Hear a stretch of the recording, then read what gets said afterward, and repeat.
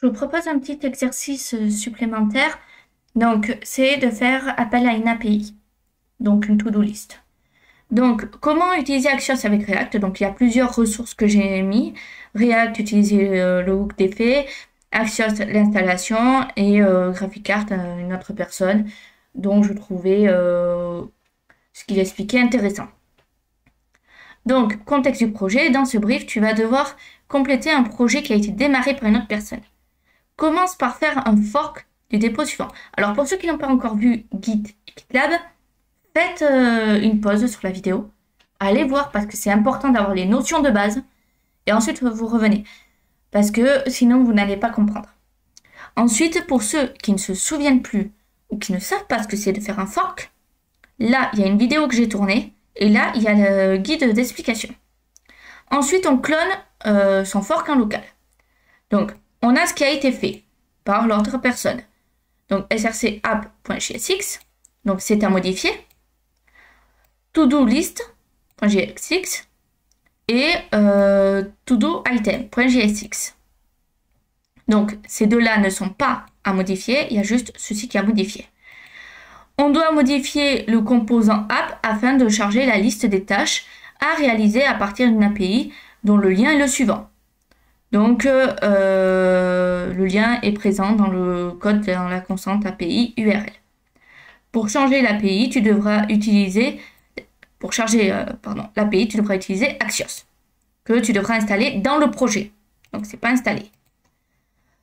Pour exécuter une action au montage d'un composant, la première fois qu'un composant est affiché, il faut utiliser le hook useEffect. Pour charger une API, tu peux suivre l'explication du document. Donc, voilà. Ou d'autres ressources. Donc, moi, j'ouvre l'endroit où je veux faire mon travail. Là, j'ai le projet. Donc, je vais le cloner directement, sachant que je ne pusherai rien dessus parce que je m'en sers encore pour les apprenants. Voilà comme ceci. Donc, tout d'abord, ici, je fais un git clone. Je colle. Voilà. Donc là, comme on peut le voir ici, il y a tout. Il y a le dossier .git. Donc, ce que je fais cd pour rentrer dedans. Très bien. Je vais commencer par faire npm install pour installer notre module. Ensuite, je vais installer aussi Axios, dont j'aurai besoin. Donc, npm install Axios. Bon, là, comme on peut le voir, c'est un peu... le projet est un peu vieillot, donc forcément, il y a des... Comment dire? Il y a des trucs qui ne sont pas très à jour. Donc, maintenant, on va pouvoir ouvrir notre code. Donc, code espace-point-r. Voilà. Et là, on est bon. Donc, qu'est-ce qu'on fait? On va, donc là, on va importer les dépendances nécessaires. On va importer le useEffect pour exécuter le code au chargement du composant. Et Axios pour récupérer les données. Donc, on va se rendre donc dans src. Donc, comment ça marche? Je reviens à 0 plutôt. Index.html. Pour ceux qui suivent des cours sur le HTML et qui les ont suivis, on rentre toujours par le HTML. Qu'est-ce qu'on a? On a une div id root, donc voilà, important, et on a un script. Donc, dans src main.jsx. Très bien. Je vais dans main.jsx. Qu'est-ce que j'ai? Là, j'ai mon getElement by id, root, donc qui appelle à ma div. Et là, j'ai app, qui se trouve ici. Parfait. Donc, app.jsx, je vais dedans, maintenant. Très bien. Maintenant, qu'est-ce que j'ai? Il faut que je fasse. Alors, ici, je vais me mettre... Alors, peu importe, hein, je peux me mettre ailleurs, je peux mettre en dessous, au-dessus, c'est pas important. Donc, je vais d'abord compléter le useState et je vais rajouter ici useEffect. Comme ceci. Voilà. En premier lieu. Ensuite, je vais faire import Axios from Axios. Ensuite, on a le app.css. On a notre to-do list de component. Si on regarde dans Component, on a To-Do List ici, comme ceci. Hein. On ne va pas rentrer dans les détails de tout ce que ça veut dire, hein, tout ça. Et on a To-Do Item. Voilà, avec une jolie condition. Ici, donc on revient aux explications. On a un useState qui va servir à stocker l'état de la liste des tâches. Tout douce. On a un useEffect qui permet d'exécuter du code après le rendu initial du composant. Et on a Axios qui permet de faire une requête à l'API. C'est parfait. Maintenant, on va utiliser useEffect pour appeler l'API au chargement du composant. Donc, qu'est-ce que ça veut dire? On a donc notre fonction app ici, comme ceci. Hein. Voilà. Et donc, il va falloir maintenant faire notre code.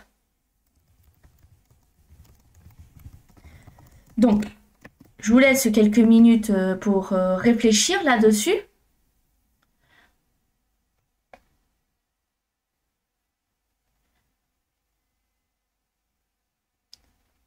Ok, très bien. Je considère que vous avez un petit peu réfléchi là-dessus. On va rentrer ici notre useEffect. Donc, useEffect, comme ceci. Parenthèse. Commence par une première parenthèse. Ensuite, une seconde. On sort de la parenthèse. Égale flèche. Et on envoie la ligne. Tout simplement. Ici, on va faire accolade, comme cela. Je vais remettre plutôt la parenthèse au-dessus, ça sera plus logique. Voilà, là j'ai fait un useEffect. Parfait. Maintenant, j'expliquerai après. Je vais commencer par coder. Axios.get. Get, ça permet d'appeler. Donc, là, je fais appel à ma constante en haut, ici, hein, API URL. Ensuite, hop, je lui dis .ven. Alors, en soi, je pourrais tout coller hein, à la suite. C'est possible, mais ça serait moins lisible. Donc, hop, là, je mets deux parenthèses. Donc, response. Je pourrais l'appeler autrement, hein, bien sûr. Comme ceci. Et là, je fais set douce response.data comme cela. Et je ferme par mon point virgule à la fin. Ensuite, ici, je vais à la ligne et je fais un point catch. Pour capturer s'il y a des erreurs. Erreur. Hop.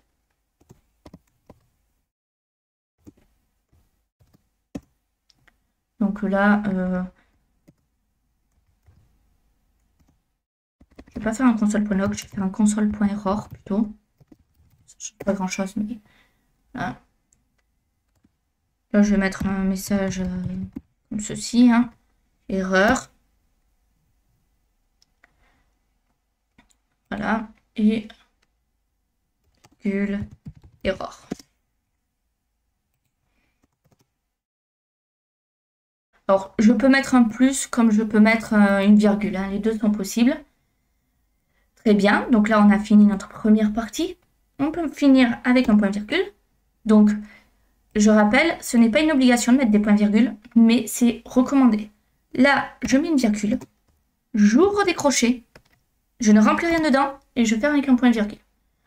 Donc là, ici, j'ai tout qui est bon.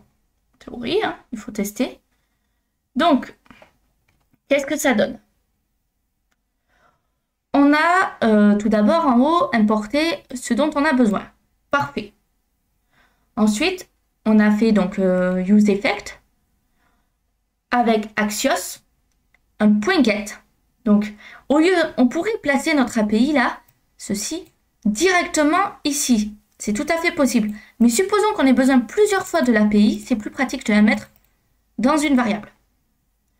Ensuite, donc, on fait un appel get à l'API, ici. On met à jour les states avec les données, donc ici, voilà, tout simplement. Donc, et on peut se demander pourquoi useEffect. Alors, ça permet d'exécuter du code après le premier rendu du composant, et en mettant en fait les crochets comme second argument ici, on s'assure que l'API ne se fait, l'appel à l'API plutôt ne se fait qu'une seule fois. Donc voilà pour ça. Donc j'espère quand même que c'est un minimum clair. La question aussi qu'on pourrait se poser, je vais revenir aussi sur access.get, c'est pourquoi justement access.get. Ça renvoie une requête HTTP GET à l'API qui retourne en fait notre liste de tâches. Par exemple, si c'est post, ça va envoyer des informations. Nous, ce qu'on veut, c'est récupérer. Donc, c'est .get. Que fait .ven avec ici, là, .ven, response, voilà, ceci. En fait, response.data, ça contient les données reçues de l'API. Donc, si on faisait un console.log, on saurait ce que ça implique. Et set to 12 response.data, ça met à jour le state to 12 avec ces données. Donc ici, on met à jour à ce niveau-là, le useState.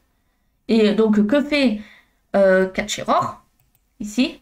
Donc, ça permet de capturer les éventuelles erreurs. Par exemple, un problème de réseau, d'afficher un message dans la console, ce genre de détails. Donc voilà, j'espère que j'ai pu couvrir pas mal d'interrogations. Donc là-dessus, je vais ouvrir le terminal. Parce que contrairement, bon, même si ça reste du front et qu'on pourrait à la rigueur l'ouvrir avec GoLive, on va utiliser les lignes de commande. npm run dev, comme c'était dit ici, si on regarde là, hop, un peu plus haut. Alors non, c'est pas dit ici, pardon, c'est, comment dire, quand on installe le projet, c'est dit, là c'est pas dit. Donc ce qui manque ici aussi, ça serait un readme. Donc bon, je vais pas le rajouter, mais notez-vous-le. Dans le point gitignore, ici, on a tout ce qu'on ne veut pas mettre sur GitLab. Donc c'est important d'avoir notre point gitignore aussi. Donc là, voici le résultat que cela donne, le rendu final. Donc normalement, il aurait fallu que je développe petit à petit, que je mette sur GitLab, fasse des branches, etc. Mais là, ce n'était pas le but. Le but, c'était de vous montrer comment coder étape par étape le tout. Donc voilà, j'espère avoir répondu quand même à pas mal de questions sur cette vidéo.